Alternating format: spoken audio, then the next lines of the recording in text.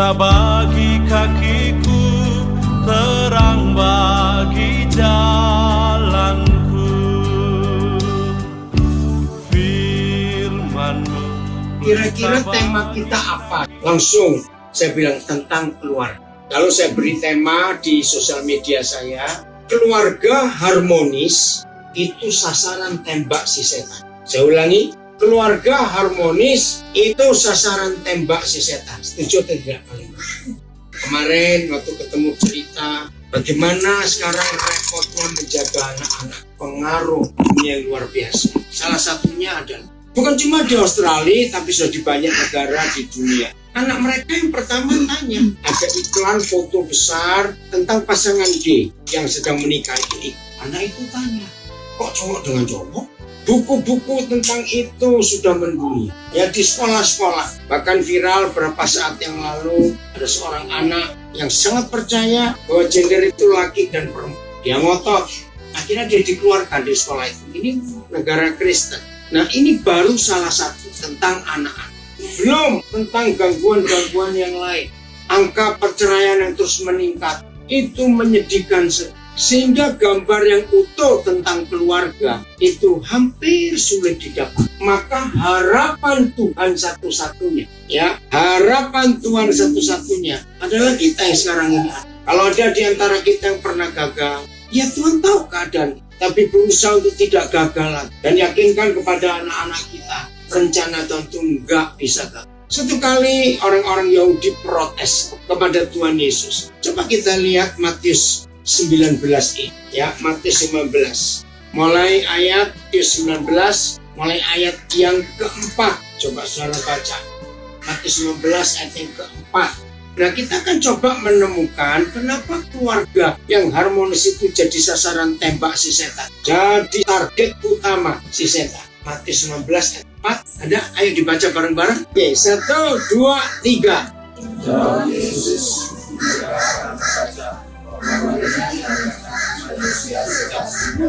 menjadikan mereka laki-laki dan perempuan. Ya. Dan ayat ini dibenci oleh kelompok yang sedang merusak fakta hidup ini sejak semula. Jelas sekali. Ya, yang tanya-tanya itu suara apa, ngikuti online itu suara burung gagak. Banyak sekali. Ya. Sejak semula. Artinya apa? Ya, start from the beginning. Laki-laki dan perempuan. Tuhan sudah jelaskan ini. Terus ayat 5. 1, 2, 3. Dan firman-Nya, sebab itu laki-laki akan meninggalkan ayah dan ibunya dan bersatu dengan istrinya, sehingga keduanya itu menjadi satu daging. Firman ini diucapkan pertama kali oleh Yahweh Tuhan kita di Kejadian 2 ayat 23. Itu untuk Adam dan Hawa. Dan aneh firman ini, anehnya di mana? Waktu Tuhan berfirman kepada Adam dan Hawa tentang meninggalkan rumah orang tua atau anak mantu perempuan nggak bisa kumpul dengan mama mertua, mereka kan belum punya orang tua dan mertua. Tapi Tuhan sudah sampaikan firman itu. Aneh bukan? Nah, ini salah satu penyebab, khususnya kita orang timur. Kalau orang barat, western sudah beda, ya. Nah, salah satu penyebab, jangan tersinggung saya bilang ini. Salah satu penyebab tidak harmonisnya rumah tangga kita orang timur karena orang tua ikut campur di keluarga anak. Betul tidak? Maka itu kalau saya konseling pranikah dan berkati pranikah, orang tua pun akan saya konsel. Salah satu adalah tidak boleh mencampuri rumah tangga anak. Apalagi kalau sampai papa mama pesan begini kepada anaknya. Kalau papa mama ngomong sesuatu, beri kamu sesuatu, jangan sampaikan ke istrimu atau suamimu ya. Itu orang tua jahat sekali. Juga masalah, kalau saya melihat yang mau menikah ini yang satu cukup kaya, yang satu pas-pasan. Maka kepada yang kaya saya akan tanya, ibu, bapak nanti kalau anak menikah akan kasih sesuatu enggak? Oh ya jelas dong, itu anak kami. Pertanyaan saya beri, itu untuk dia atau untuk mereka? Ini penting, ngerti nggak maksud? Kalau orang tua jawab, oh enggak, itu hanya untuk anak kami saja. Oh ya sudah, itu hak dia. Tapi saya beritahu yang diberi itu, papa mamamu kasih sesuatu. Tapi bukan untuk kalian, cuma untuk kamu. Terima karena pemberian. Bilang terima kasih, lalu titipkan balik. Jangan kamu bawa. Ayo tolong, pura-pura aja kita semua jadi orang kaya di sini. Maksudnya apa itu? Mama papa kaya pesan gini pada anak. Takut diambil hartanya. Iya, mantunya jadi korban. Wajar nggak kalau orang punya duit terus ngecek masih ada nggak? Oh sudah kurang mah, kamu kasih mertuamu ya. Loh, betul tidak? Karena yang satu kan kurang. Nah ini yang luar biasa. Ya tadi pagi salah seorang anak saya di Nabire itu nulis karena dia sering dengar khotbah saya tentang pernikahan pisah harta itu satu kejahatan. Sedih, ada pendeta yang menikah tapi pisah harta. Yaitu alasannya ya karena mertuaku kaya. Pertanyaannya, kalau menikah pisah harta, yang pisah apanya? Nah, hatinya pisah karena hartanya pisah.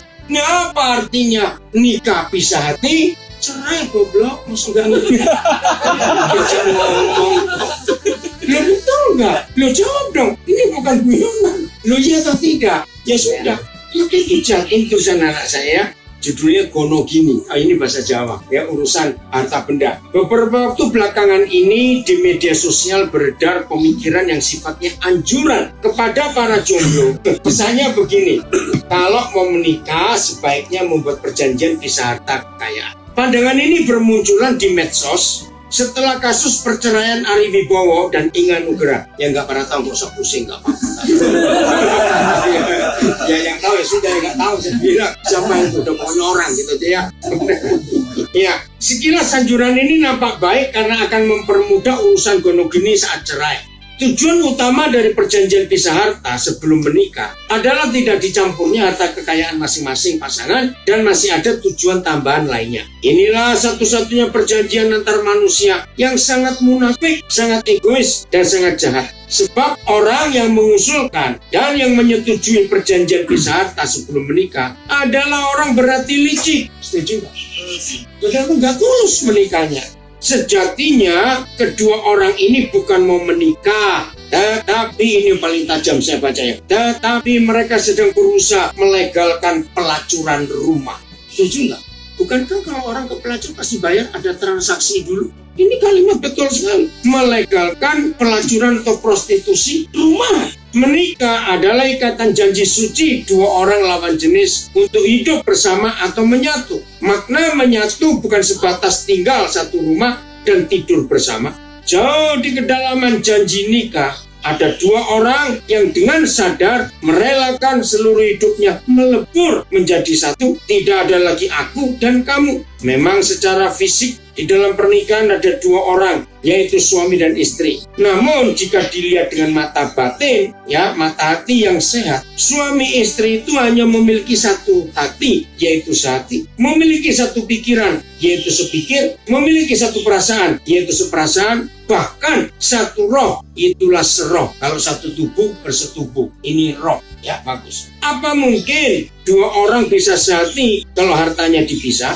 Jawabnya tidak mungkin. Karena di mana hartamu berada, di situ juga hatimu berada. Kalau sudah tidak sehati, bagaimana dua orang itu bisa sepikir, seperasaan, apalagi seroh? Mustahil, kecuali keduanya berlaku pura-pura atau munafik. Mereka harus saling pura-pura sehati, pura-pura sepikir, pura-pura seperasaan, pura-pura seroh. Dua orang yang saling berpura-pura dan bisa tidur bersama dengan harta terpisah, itu namanya pelacuran. Ngeri sekali. Anjuran kepada para jomblo, kalau ada orang yang mengajakmu menikah dengan syarat harus ada perjanjian pisah harta, tendang mukanya sekeras-kerasnya sampai pingsan. Setelah siuman, usir dia jauh-jauh dari hidupmu. Orang seperti itu pasti menganggap dirinya lebih kaya dari dirimu. Makanya dia merasa wajib menyelamatkan hartanya terlebih dulu sebelum hidup dengan kamu. Betul nggak kalimat ini? Ngeri ya. Jika kamu menerima perjanjian seperti itu, maka posisimu tidak lebih penting dari hartanya. Secara tidak langsung, kamu dianggap pelacur. Hanya bahasanya saja yang diperhalus dengan kata perjanjian. Sadar belum dengan tulisannya? Bukankah perjanjian pisah harta artinya sama dengan kalimat ini? Kita akan hidup bersama. Kalau nanti kita sudah tidak cocok, silakan kamu pergi dengan tidak meminta atau membawa hartaku. Inilah sisi jahat di balik kata gonogini, di mana suami istri sudah berani dan sangat bergairah melanggar janji suci yang mereka ucapkan di hadapan Tuhan. Suami istri yang dengan ringan melepaskan pernikahannya, tega memisahkan anak-anak dari ayah ibunya, tetapi tidak mau kehilangan hartanya. Betul tidak? Ini ngeri sekali. Maka itu nggak enak jadi orang kaya. Katakan amin. Menikah saja. Bukan melarat, beda loh. Saya nggak bilang melarat. Iya. Dengerin dulu. Hanya Tuhan secara umum dan terbukti secara umum. Dengerin. Lebih banyak, lebih bahagia, banyak bahagia orang kaya atau orang pas-pasan dalam hidup. Pas-pasan. Enggak tergantung. Orang kaya duitnya banyak itu nggak bisa tenang. Cepat jawab. Orang kaya duitnya banyak itu nggak bisa tenang. Salah satu ketidaktenangannya, kalau setiap tahun ada majalah atau apa yang nulis siapa paling kaya itu, ya Forbes atau apa saja. Kenapa mereka nggak tenang? Jangan sampai tahun depan turun. Jangan sampai tahun depan turun. Karena mempertahankan angkanya. Dan gak mudah orang kaya nomor 1 tahun ini, tahun depan nomor 2. Namanya dicantumkan begitu. Lo wajar gak ini?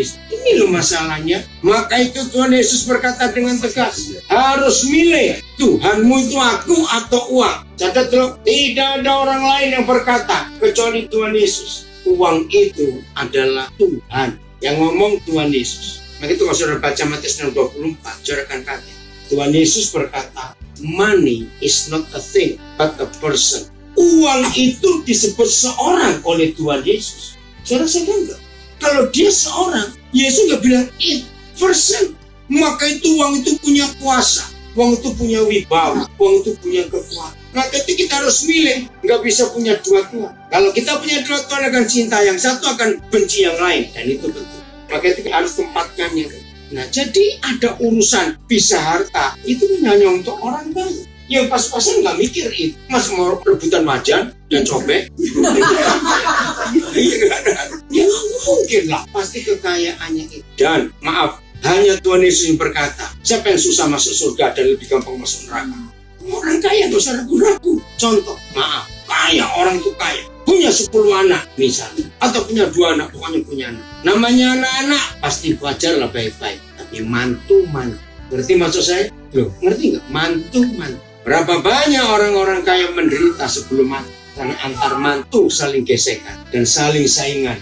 Akhirnya mau tidak mau, papa mama masih hidup, dipaksa buat surat wasiat tanda tangan. Ngeri, betul atau tidak? Waktu anak-anak lahir, didoakan supaya pinter, besar, cepat menikah. Setelah menikah, masalah baru muncul. Mantu ini bagaimana? Nggak semuanya baik, maaf. Saudara, inilah fakta. Maka itu penyebab terbesar keharmonis salah satu adalah harta dan seks. Ini kita harus jaga baik-baik. Lalu gimana caranya bisa mengatasi masalah takut, khawatir, angka kekayaan? Ngerti nggak maksud saya? Sulit. Harus dicek terus, jangan sampai kurang. Tapi harus tambah, harus tambah, harus tambah. Ya, ada orang hebat di dunia pernah menuliskan kalimat, kenapa dalam hidup hitung-hitungan ada 4 tanda saja? Masih ingat itu? Tambah, kali, bagi, kurang. Nah, ternyata itu filosofi yang luar biasa. Hidup ini wajib untuk nambah terus, mengkalikan terus jumlahnya. Tapi jangan lupa untuk mau berbagi dan mengurangi. Nggak ada yang ngamen. Amin. Duit semua ini. Betul nggak? Itu luar biasa. Amin. Tadi ada yang komen. Loh, ibadah kok di emperan? Terus tulis ini emperannya orang kaya. Saudara, 4 pandang enggak? Apa jadinya kalau hidup cuma tambah kali? Nggak pernah bagi, nggak pernah ngurangi. Coba jadi apa hidup itu? Makmur. Bukan. Nanti kita akan bahas tentang kenapa keluarga harmonis itu kebencian setan. Nanti kita akan temukan. Tapi bicara ini. Jadi setelah kita menikah, jangan bicara uang lebih banyak daripada bicara tentang masa depan anak-anak. Betul nggak? Tentang rencana-rencana keluarga kita. Itu jauh lebih penting daripada bicara uang terus. Kedua, masalah seks.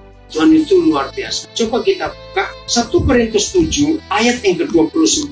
Sama, untuk masalah seks kita harus bisa berkata cukup. Artinya sudahlah, cuma begitu. Nah, sasaran setan. Ketika setan tahu ada manusia, maaf, yang gila seks atau hyperseks atau sejenisnya lah, itu orang akan diganggu terus. Konsentrasi hidupnya nggak bisa ke yang lain. Sama seperti orang yang mata duitan. Oh, akan diganggu terus oleh si setan untuk bicara duit.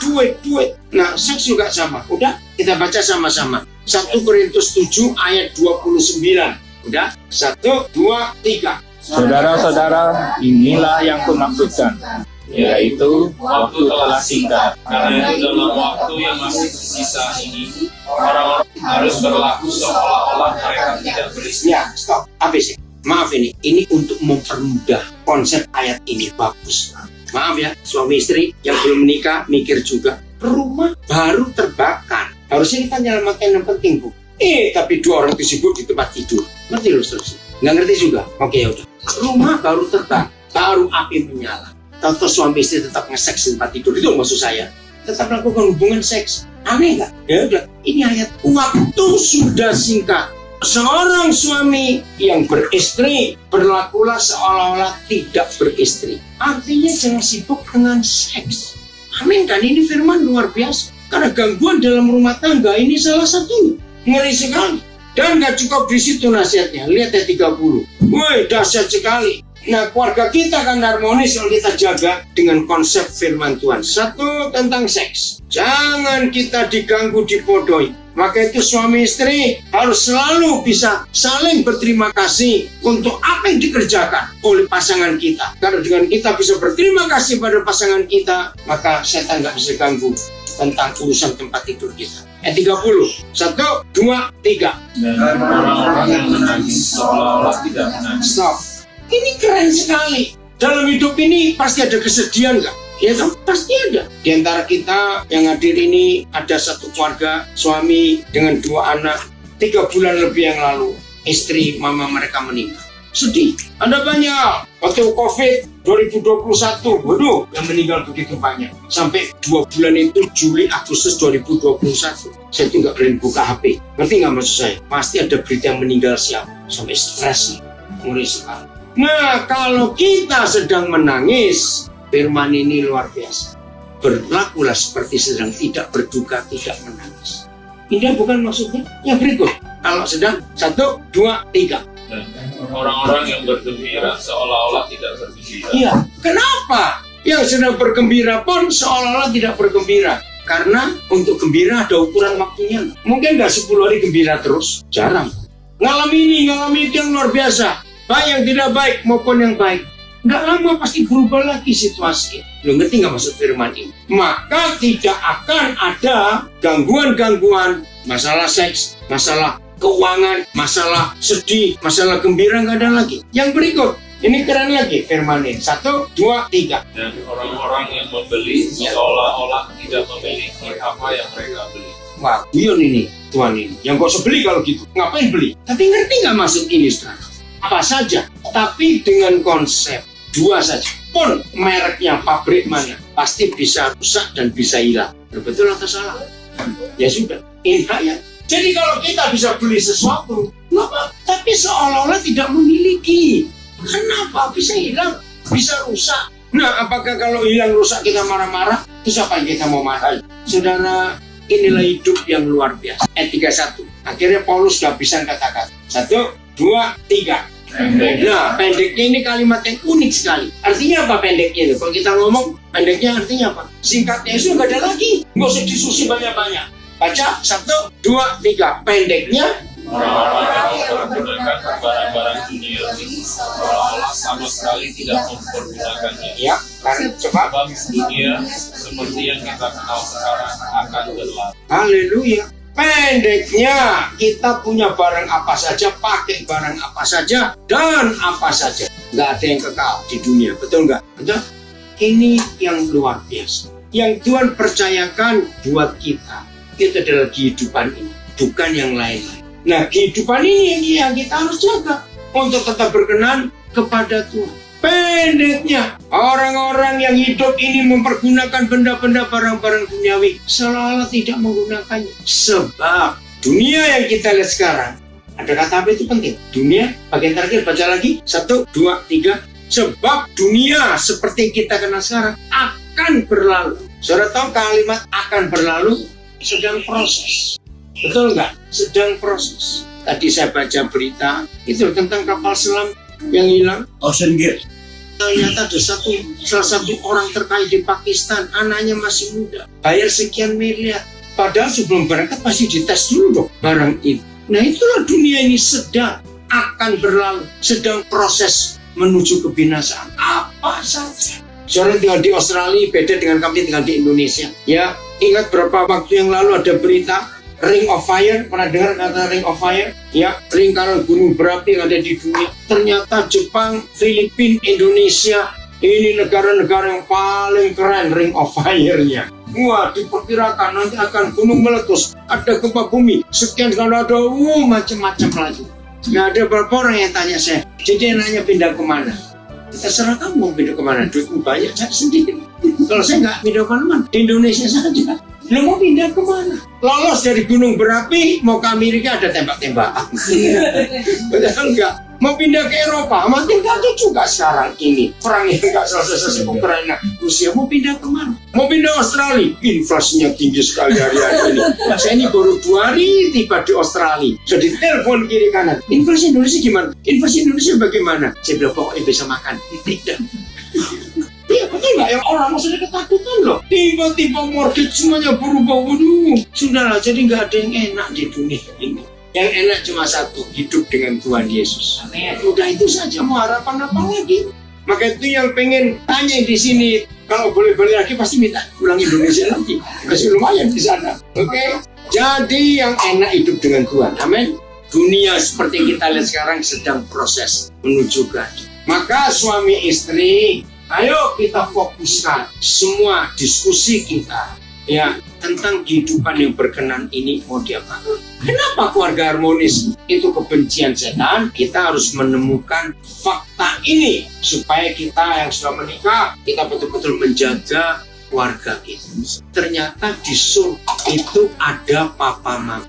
Yang belum tahu supaya hari ini tahu. Di surga itu ada papa mama. Untuk menggambarkan surga bisa pindah ke bumi, kan itu doa Bapa kami. Datanglah kerajaanmu, jadilah kehendakmu, supaya bumi jadi seperti surga. Nah, saudara, membuat bumi jadi seperti surga, itu dimulai dari rumah. Papa mama yang harmonis, itu surga buat anak-anak. Betul atau salah kalimat?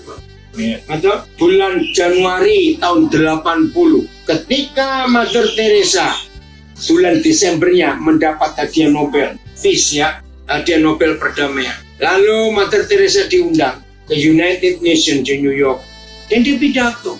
Nah, saya suka mengikuti. Bahkan sudah meninggal sekian banyak tahun, tapi saya suka baca tulisan-tulisannya. Ini orang salah satu idola saya dalam hidup untuk melayani banyak orang. Mother Teresa nggak pernah ngomong panjang-panjang. Ngomongnya pasti singkat, sebab dia lebih banyak bertindak daripada ngomong. Itu hebat sekali. Nah, ketika pidato, kalimatnya singkat. Hei para pemimpin, jangan bicara damai di gedung ini. Pulang ke rumah, urus keluargamu, buat suasana damai, maka dunia akan damai dengan sendiri. Lalu kalimat yang diucapkan dan itu menjadi quotation yang hebat. Love starts from home. Setuju nggak? Dari rumah. Jadi ketika anak-anak menghadapi kekacauan, laki perempuan juga nggak jelas sekarang ini. Papa mama adakan waktu duduk dengan mereka. Lihat ini papa mama. Kan laki perempuan, maka itu ada kamu. Lalu sekarang kalau laki-laki perempuan, terus kamunya dari mana? Anak-anak beri contoh saja hidup kita di rumah. Papa mama, saya punya kalimat ini dari Roh Kudus berapa puluh tahun yang lalu. Salah satu bentuk keluarga harmonis, salah satu. Tuhan tolong. Mudah-mudahan kalimat ini nggak ada yang menyinggung perasaan saudara, tapi ayo kita belajar. Kalau suatu hari anak-anak kita sudah mulai dewasa dan sudah mulai mikir untuk menikah, berbahagialah papa mama yang harmonis. Kalau anak-anak perempuan kita berkata, "Mah, Pak, besok kalau aku menikah, aku ingin punya suami kayak Papa." Ngerti nggak arti kalimat? Begitu pula anak lagi, "Mah, Pak, besok kalau aku menikah, aku ingin punya istri kayak Mama." Kebutuhan biologisnya. Nah, di situ setan masuk dengan tawaran-tawaran. Betul nggak kalimat? Walaupun tidak 100% kan? Tapi ini fakta.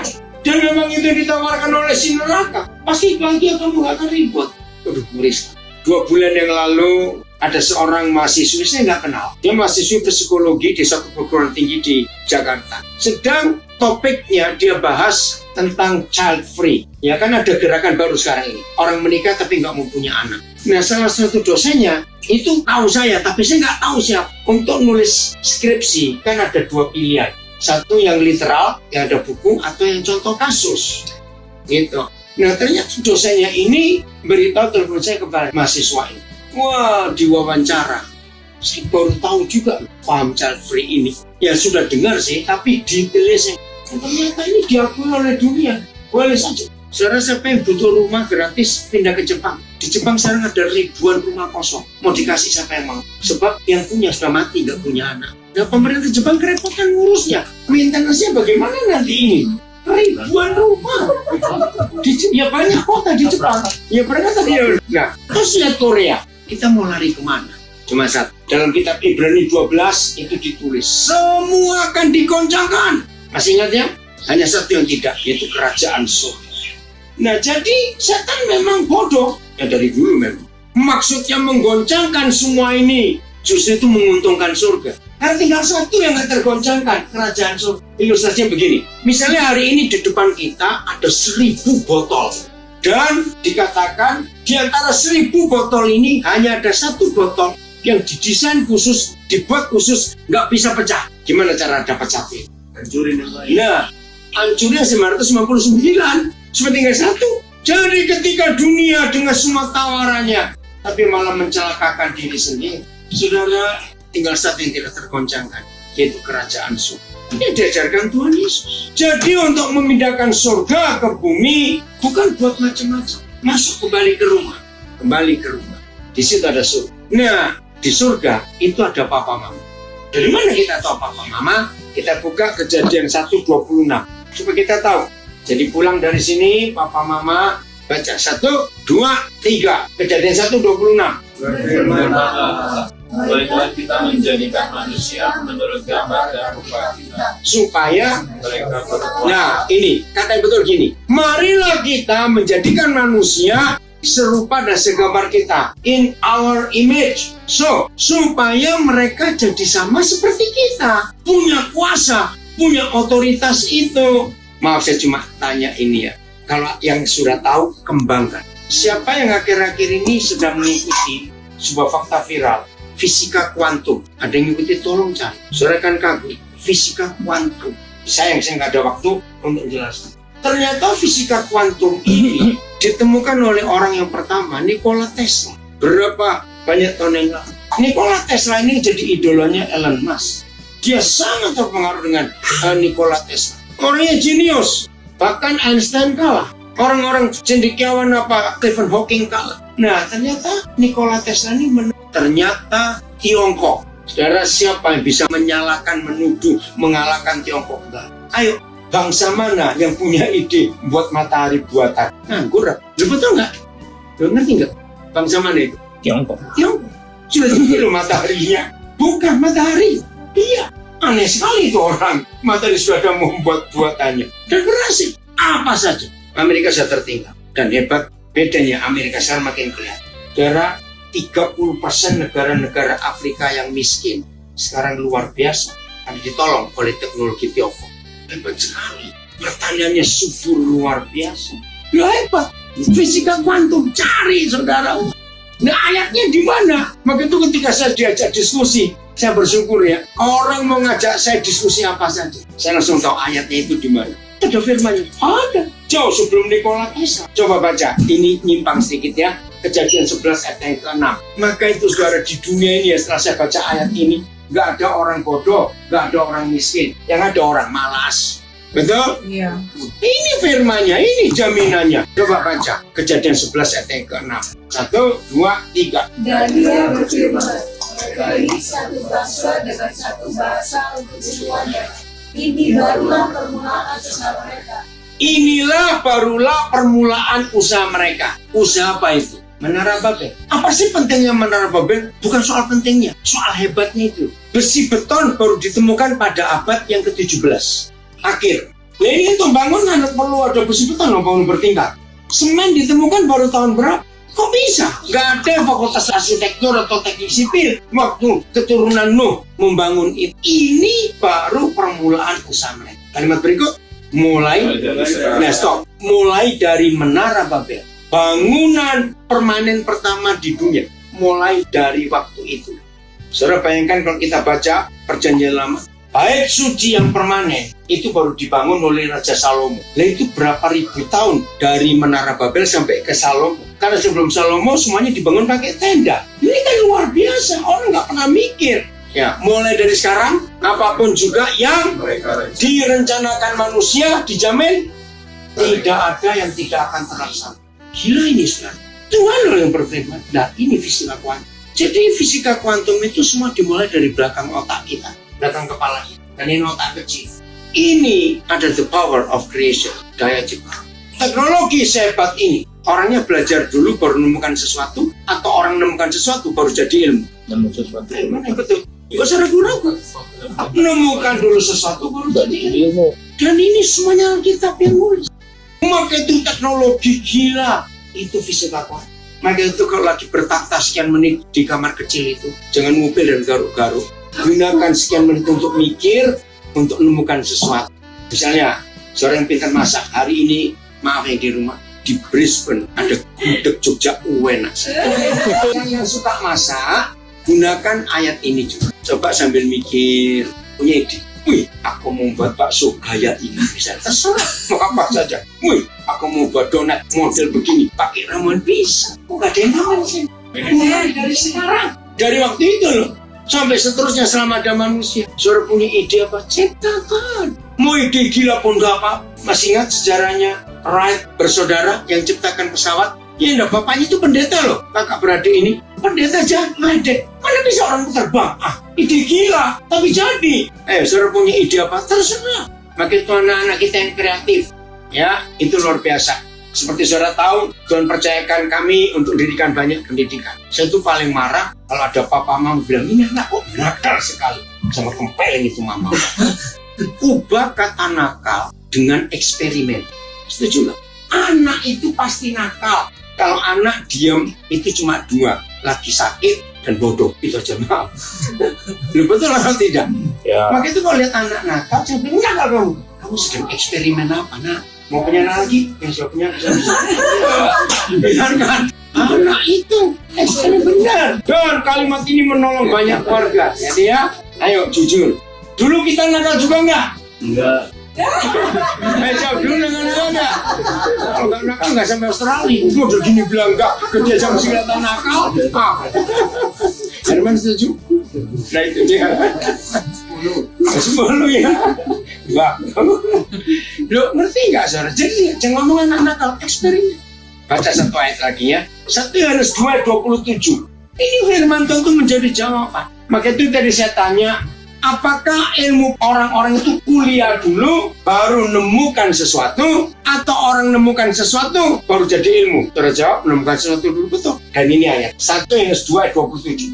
Nah, gereja karismatik harus bertobat. Kata urapan diselewengkan habis-habisan oleh orang-orang karismatik dan Pantekosta. Cuma gentar-gentar, terus geblak, sudah bukan itu. Baca ayat ini soal urapan. 1, 2, 3. Sebab di dalam diri kamu tetap ada pengurapan yang telah kamu terima daripada Stop. Jadi menurut firman Tuhan, pengurapan itu sekali untuk selamanya. Nggak perlu diulang-ulang.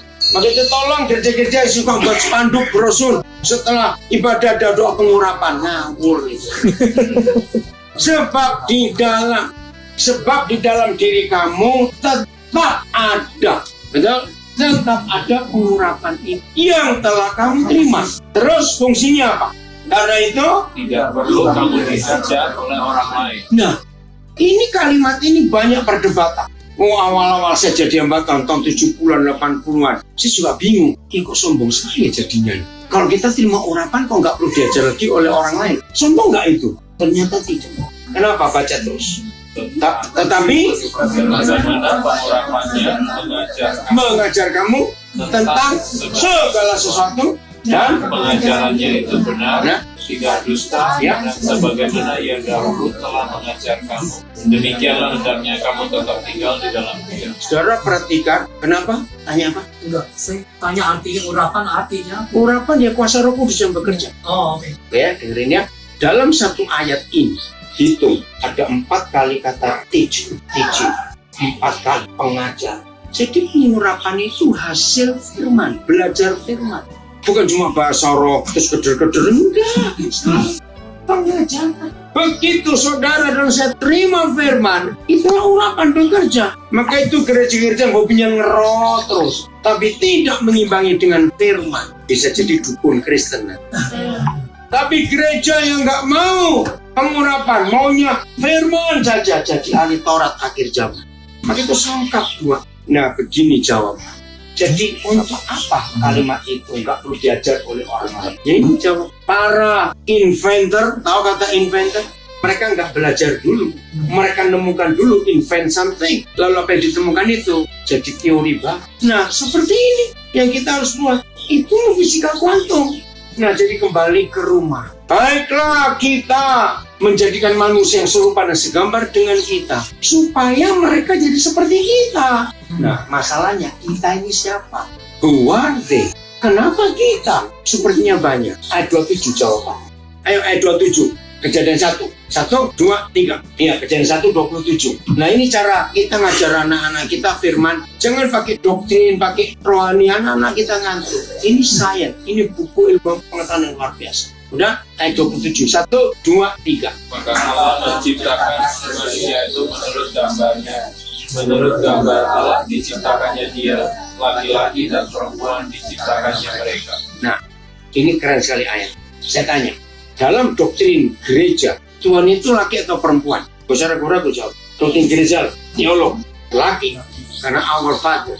Tapi ayat ini jadi bingung. Kalau Tuhan menjadikan manusia itu laki dan perempuan, serupa dia dan segambar dengan dia.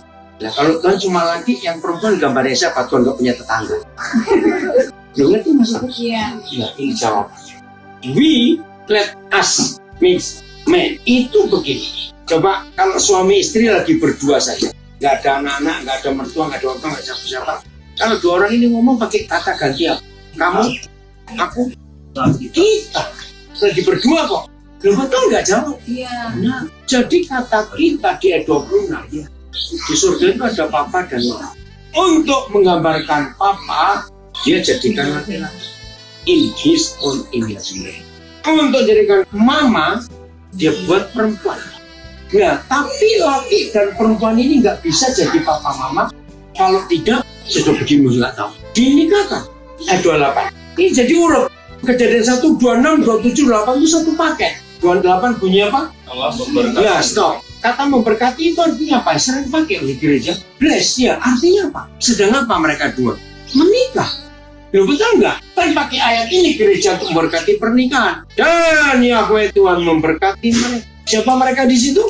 Adam dan Hawa. Dan perintahnya terus beranak cuculah supaya jadi papa mama. Maka itu kejadian 2:18 coba baca. Kenapa ada firman ini? Kejadian 2:18. Oke? Lihat ayat 18 kejadian 2. 1, 2, 3. Ayat 18 kejadian 2. 1, 2. Allah berfirman, tidak baik kalau manusia itu seorang diri saja. Aku akan menjadikan penolong baginya. Ya, lihat ini. Inisiator pertama manusia menikah itu papa di surga. Jadi kalau ada orang nggak kawin kan, yang bingung bukan mamanya. Kenapa lu nggak kawin? Tuhan yang pusing. Mau nunggu apa lagi kamu? Dan papa nggak cuma dorong kamu kawin. Dia sediakan yang sepadan, yang matching, pas. Ini hebat sekali. Nah, jadi kejadian 1:26. Sekarang kita tahu siapa kita di surga, ada papa mama. Dari mana kita tahu? Ayat 27.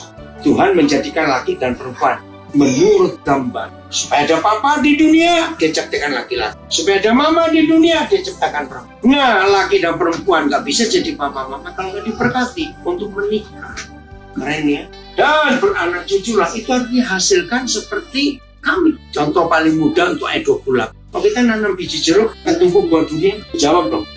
Enggak. Kalau benihnya dari dia dan kita jadi pohon yang sama, kalau kita punya biji, punya buah sama enggak? Nah, itu maksudnya ayat 28. Lahirkan orang-orang hebat seperti yang di surga dan seperti yang diberkati sekarang, itulah papa mama. Jadi contoh. Nah, setelah tahu ayat ini, kita ngerti kenapa setan benci keluarga harmonis. Jawabannya, ayo, kenapa setan benci keluarga harmonis? Oh, enggak makan lagi loh nanti. Tapi nggak tahu dimakan apa enggak. Coba ayo, kenapa setan benci keluarga harmonis? Karena Kita akan menjadi sumber. karena Mereka menghasilkan iya, keluarga harmonis akan menghasilkan seperti Tuhan sendiri jadi. dan itu dirusak, ngeri. Dan ini yang menyedihkan. Setan berhasil nggak merusak keluarga? Sangat berhasil. Maka itu Tuhan berharap kita akan memulihkan keadaan. Jadilah papa mama yang berkenan. Gimana caranya keluarga harmonis? Nggak banyak, cuma satu, saling mengampuni, saling mengampuni, saling mengampuni. Jangan salah jawab saya tanya, mudah atau susah? Susah. Mudah. Kalau susah kita mau kawin lagi. Jawabnya susah. Udah mudah. Dengar ya, saya menemukan kalimat ini. Kenapa saya bilang mudah? Dengar, ada dua cara kita jadi mudah mengampuni. Satu, Tuhan mudah nggak ngampuni kita. Jujur, kalau Tuhan model kita, mau ngampuni orang-orang model begini, yang berdosa ulang-ulang sama. Lu jawab, coba. Untung Tuhan bukan kita. Jadi Tuhan ngampuni kita gampang tidak? Padahal kita kurang aja minta. Apa? Sableng, dablek, apalagi on, blow on, lengkap sudah. Tapi diampuni. Nah itu alasan mudah. Yang kedua, kenapa kita sulit mengampuni? Karena kita nuntut yang di samping kita untuk nggak boleh salah. Dulu ya atau tidak? Jawab, jangan pura-pura ya. Itu maksudnya. Saya mau tunjukkan. Dengar ya. Namanya manusia sering salah, bisa salah, pernah salah atau nggak pernah salah? Sering salah. Betul? Walaupun pagi-pagi kita bangun, Tuhan aku janji Tuhan, hari ini aku nggak salah. Tolong Tuhan, tolong. Tuhan jawab amin, iya gitu. Lalu cepetan Tuhan jawab ya? Enggak. Model kita kok dia gimana? Enggak mungkin Tuhan jawab iya, karena dia tahu siapa kita. Betul? Yakin? Jadi kita pernah salah? Sering salah, bukan pernah. Nah, pilihkan satu kata di antara dua. Kalau diri kita sadar sesadar-sadarnya sering buat salah, lalu kita nuntut yang di sebelah nggak boleh salah. Ini bastard atau kurang ajar? Nggak bisa salah satu kok. Bastard. Kita ini biadab. Kalau tahu diri kita sering salah, dia menuntut yang sebelah nggak boleh salah. Bastard, catat. Jadi, nah, namanya manusia. Peristiwa Taman Eden sudah salah, ditegur, cari. Nah, tahu yang namanya manusia kalau nggak ketemu orang yang bisa disalahkan, setan kita salahkan. Kenapa kamu begitu? Untung setan nggak suka tersinggung kayak kita. Betul tidak? Karena setelah kita cari orang nggak bisa kita salahkan, ya kita salahkan setan. Padahal diri kita sendiri yang salah. Kita lupa. Betul atau tidak? Dengar ya. Yang masih susah ngampuni. Jadi arti kata mengampuni ini, yaitu sadar aku sering salah. Maka begini suami istri, kalau pasangan kita sedang salah, langsung kita tertawa. Jangan mentertawakan dia, malah ribut nanti. Tertawa gini, ya ternyata kita ini sama ya. Betul nggak? Kalau begitu, ya udah pelukan lagi, selesai yang sama kok. Kok nggak amin sih saudara ini? Amin. Bayangkan keluarga jadi apa kalau kita sadar? Ya jadi apa suasananya? Damai. Jadi nggak ada sulit, awas yang bilang sulit ngampuni ya. Jangan lupa itu. Nah, saya punya ilustrasi ini. Kemana-mana pergi saya selalu menyampaikan ini bagus sekali waktu Roh Kudus memberi. Ini soal mengampuni. Pilihkan 3 kata, mana yang salah, mana yang benar. Disakiti, tersakiti, dan menyakiti. Kira selalu jawab, mana yang salah, mana yang benar. Disakiti, tersakiti, dan menyakiti salah. Iya, mana yang benar, mana yang salah.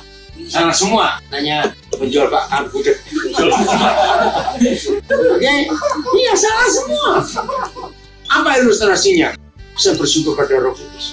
Saya pernah mengalami ada luka kecil di salah satu jari tangan kita. Tapi kita nggak tahu. Taunya ketika diajak makan soto meres jeruk. Nah, perih nggak? Nah ini dia. Kita marah pada jeruknya, semakin makin jeruk kurang ajar tuh. Kenapa kamu nyakitin aku? Begitu? Enggak, cari lagi yang butuh jeruknya untuk soto. Ini rahasia. Kalau 10 jari tangan kita nggak ada luka, mau meres jeruk 1 kilo, perih nggak? Pegel tapi. Anggur. Udah betul? Nah, ini jawabannya. Kalau ada yang masih bisa tersinggung, masih ada yang bisa rasa perih, saudara ngerti nggak ilustrasi ini? Saya bersyukur. Jadi kalau masih ada di antara kita bisa tersinggung, kecewa, marah, yang salah, yang berkecewa untuk diri kita. Ya, jadi ini belum sembuh. Nggak mau percaya si macan ini. Masih nyalakan jeruk lagi. Jadi ketika ada orang yang menyinggung kita, buat kita marah, buat apa? Langsung jabat tangan, ayo makan bareng, terima kasih ada kamu. Amin. Kenapa? Enggak dong, ayo makan yuk. Loh, terima kasih, karena kamu ngingetin aku. Ternyata aku masih punya luka. Enggak tersinggung. Maaf ya, saya cuma cerita. Di antara di ruangan ini yang paling lama saya kenal itu Abigail. Saya kenal dia dari tahun 82, waktu omanya meninggal. Nah, baik. Selama ini, terus Carlos, apalagi ya, maaf saya cuma cerita. Tanya iso kenal saya itu hidup hampir nggak pernah punya musuh, hampir. Kenapa? Ya karena prinsipnya sih Pak, orang mau buat apa saja, saya cuma punya satu sikap. Kalau yang dikatakan itu benar, saya bertobat. Kalau dikatakan nggak benar, saya rileks saja. Biar nanti waktu akan membuktikan. Amin. Itu hidup. Sehingga kita tetap punya hubungan yang enak, yang indah dengan Tuhan. Betul ya? Saya beri contoh lagi, satu contoh kecilan. Kalau kita lagi berdiri nunggu sesuatu, nunggu seseorang, tahu-tahu ada orang lewat, anjing lu marah nggak? Ya jujur lah, ada orang lewat dan anjing lu marah nggak? Marah. Salah, bukan anjing kok marah. Nah, ketahuan tuh. Ayo, saya tanya balik. Kalau anjing beneran, anjing lu, apa reaksinya? Enggak menjawab. Ya memang gua anjing, lu mau apain? Gua anjing. Jadi, kalau papa mama hidup seperti ini, surga ada di rumah. Kalau surga ada di rumah, anak-anak nggak percaya surga di luar. Karena papa mamanya sudah lucu-lucu sendiri. Ayat terakhir, Tuhan itu mama. Ulangan 32:18. 1, 2, 3. Kami yang memperanakan engkau telah kau lalui. Ya, Musa memanggil Tuhan itu gunung batu yang memperanakan engkau. Artinya itu Tuhan mama atau papa yang memperanakan laki kepala Tuhan. Betul? Ya. Itulah Tuhan kita. Jadi hebat sekali firman Tuhan. Begitu papa mama keluarga harmonis cuma satu. Resepnya apa tadi? Ayo apa? Ini belum 1 jam saya lupa. Apa resepnya keluarga harmonis? Mengampuni. Terus kita boleh kehabisan duit. Ya bisa aja masalah terjadi. Tapi nggak boleh kehabisan pengampunan dalam keluarga. Amin. Selalu ada. Selalu ada. Maka anak-anak akan bahagia. Inilah firman Tuhan. Ayo kita jaga keluarga kita, pernikahan kita, dan bagikan kepada sebanyak-banyaknya teman kita. Amin. Supaya mereka juga bahagia. Tuhan Yesus memberkati kita semua dan jadilah orang-orang yang dipakai oleh Tuhan. Amin. Firman-Mu pelita bagi kakiku, terang bagi jalan.